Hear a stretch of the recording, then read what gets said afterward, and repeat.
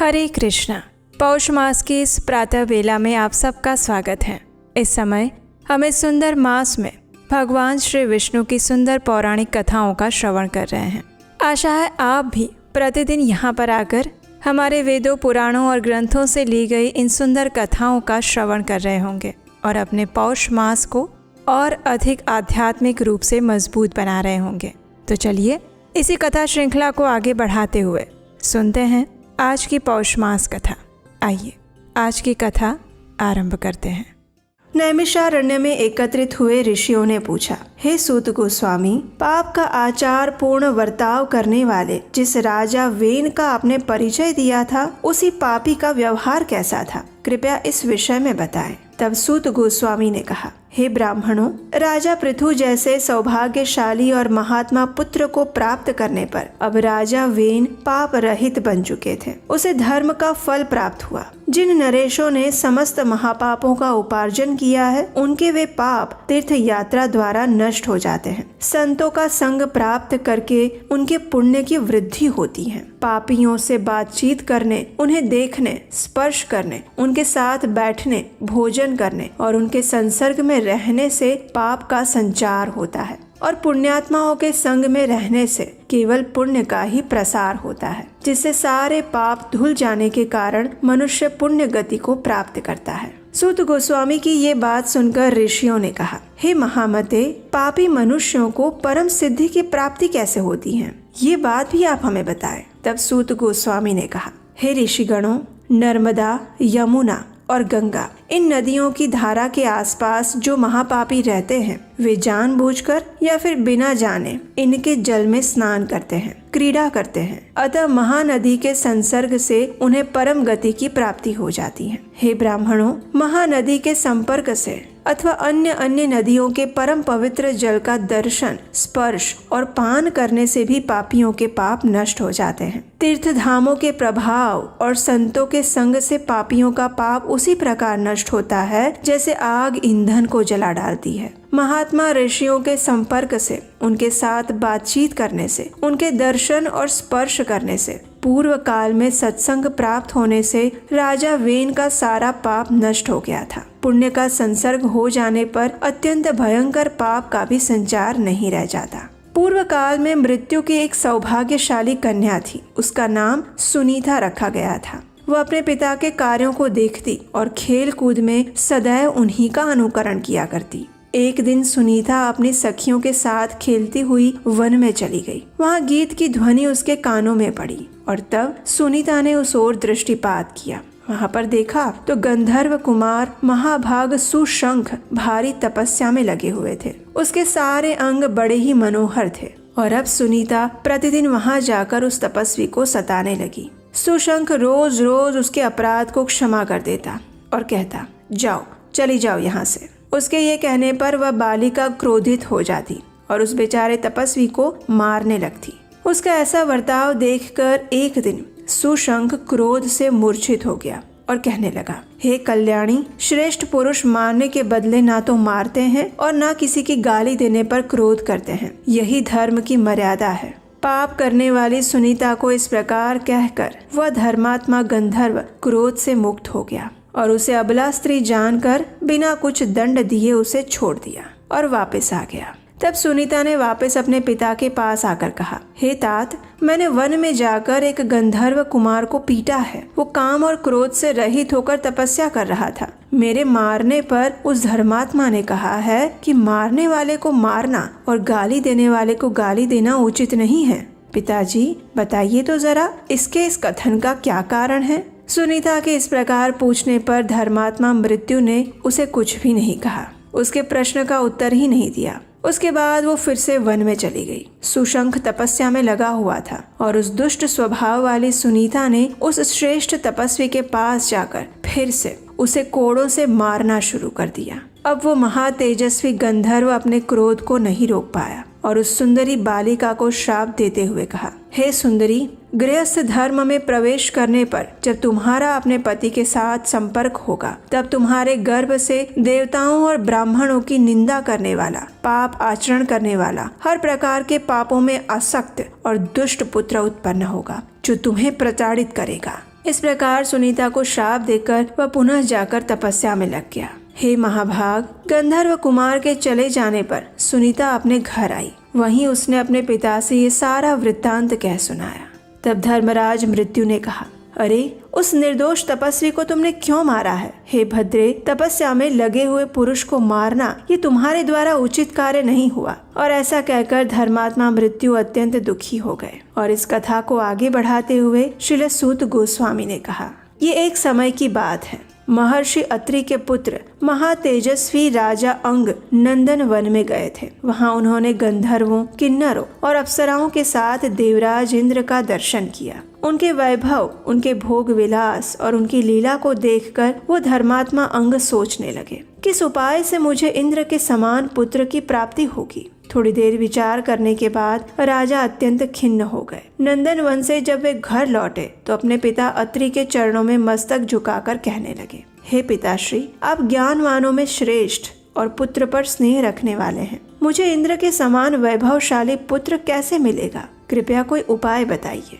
तब ऋषि अत्रि ने कहा, हे साधु श्रेष्ठ, भक्ति करने और श्रद्धा पूर्वक ध्यान लगाने से भगवान श्री विष्णु संतुष्ट हो जाते हैं। और जब वे संतुष्ट होते हैं तो वे सदा ही सब कुछ देते रहते हैं। भगवान श्री गोविंद सब वस्तुओं के दाता हैं, उनकी उत्पत्ति के कारण हैं, सर्वज्ञ, सर्ववेत्ता, सर्वेश्वर और परम पुरुष हैं। इसलिए तुम उनकी उपासना करो। हे पुत्र, तुम जो जो भी चाहते हो वो सब उनसे प्राप्त होगा। भगवान श्री विष्णु सुख, परमार्थ और मोक्ष प्रदान करने वाले हैं, इस जगत के ईश्वर हैं। इसलिए जाओ, उनकी आराधना करो, उन्हीं से तुम्हें इंद्र के समान पुत्र प्राप्त होगा। अपने पिता से आज्ञा लेकर राजा अंग ने प्रस्थान किया।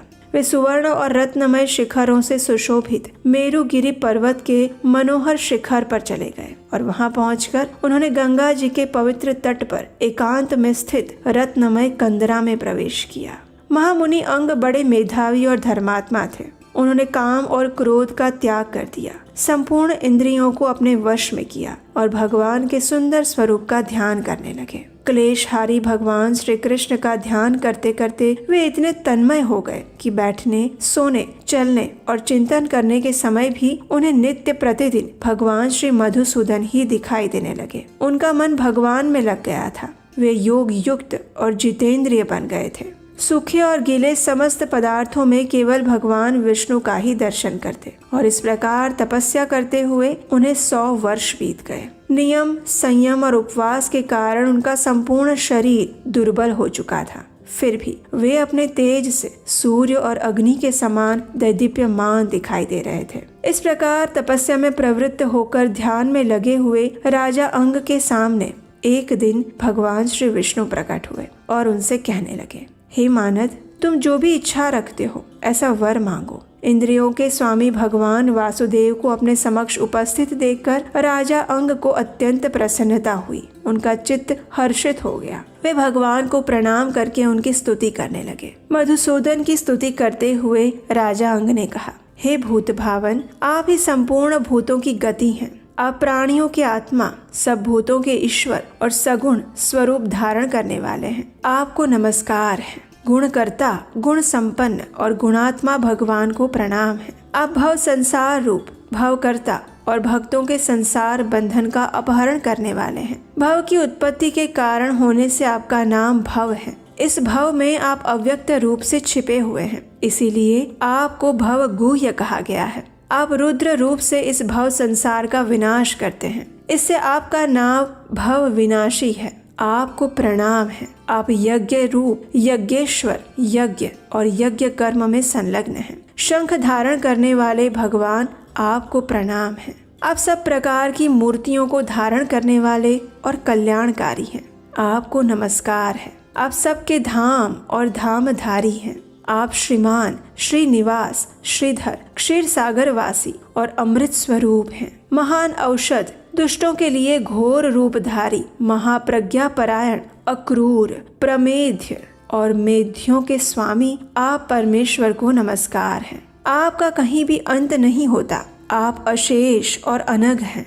आकाश को प्रकाशित करने वाले सूर्य चंद्र स्वरूप आपको नमस्कार है। आप वासुदेव, विश्वरूप और वहनी स्वरूप हैं। आपको प्रणाम है। सत्व गुण की रक्षा करने वाले भगवान नृसिंह देव, हे गोविंद, हे गोपाल, आपको नमस्कार है। आप एकाक्षर प्रणव, सर्वाक्षर वर्ण रूप और हंस स्वरूप हैं। 3, 5 और 25 तत्व आपके ही स्वरूप हैं और आप समस्त तत्वों के आधार हैं। हे केशव, हे महेश्वर, हे पद्मनाभ, मैं आपके चरण कमलों में प्रणाम करता हूँ। मुझे अपनी दास्यता प्रदान कीजिए। हे शंख धारण करने वाले शांतिदायी केशव, मैं आपके चरणों में अपना मस्तक झुकाता हूँ। संसार रूपी दूसह या अग्नि के ताप से मैं दग्ध हो रहा हूँ। आप ज्ञान रूपी मेघ की धारा से मेरे ताप को शांत कीजिए और मुझ दीन के लिए शरण रूप हो जाइए। अंग के मुख से इस प्रकार ये स्तोत्र सुनकर भगवान अत्यंत प्रसन्न हुए और उन्होंने राजा अंग को अपने श्री विग्रह का दर्शन करवाया।